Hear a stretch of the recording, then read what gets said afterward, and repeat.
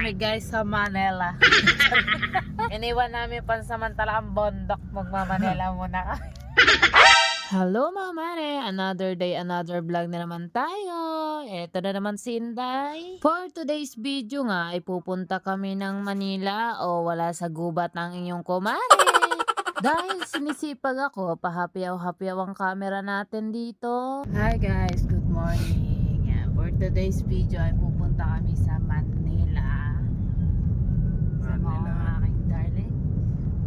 So nandito na kami sa Mabitak, Laguna. Hi. Drive safe. Ayan, update ko kayo mamaya.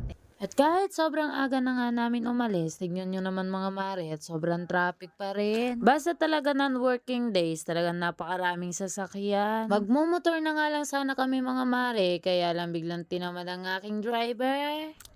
Masakit talaga ang puson ko mga mare, kaya kami nagkotse na lang. Sa mga nagtataka kung ano nga palang gagawin namin dito sa Manila, ay makikipagkita kami sa aking amo. Yung boss naming sobrang bait mga mare.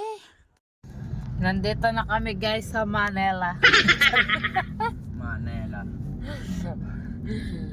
Dito na kami sa Manila, wala na kami sa bundok. Sa bondok. Sa bondok.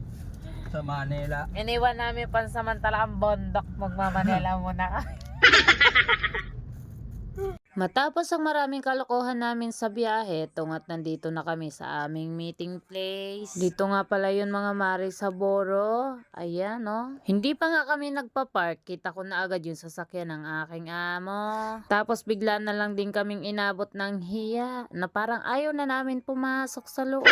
Kaya naman kaming dalawa nagtuturuan pa kung sino ang mauunang pumasok. Kakaibang restaurant naman kasi, malabahay. Pagpasok nga namin, sabi ng aking buyer, pumili na kami ng aming makakain. Sa sobrang dami ng naihain na hindi namin naubos, kaya ito mga mare, uuwi ka ng mga butsyog. Tapos yung isa dyan, pabagnet-bagnet pa, hindi rin naman naubos, kaya ito nagtatawa kami dito dahil sa sobrang dami ng pagkain. Akala daw niya kasi, kakaunti lang, nung nahiyain sa kanya, sobrang laki pala ng plato. Habang kumakain nga kami, umaayaw na siya, pero pinapagalitan ko, sabi ko ubusin mo yan. Nagtataka kayo dahil wala sa picture yung aking buyer, ay hindi ko talaga yung kinunan.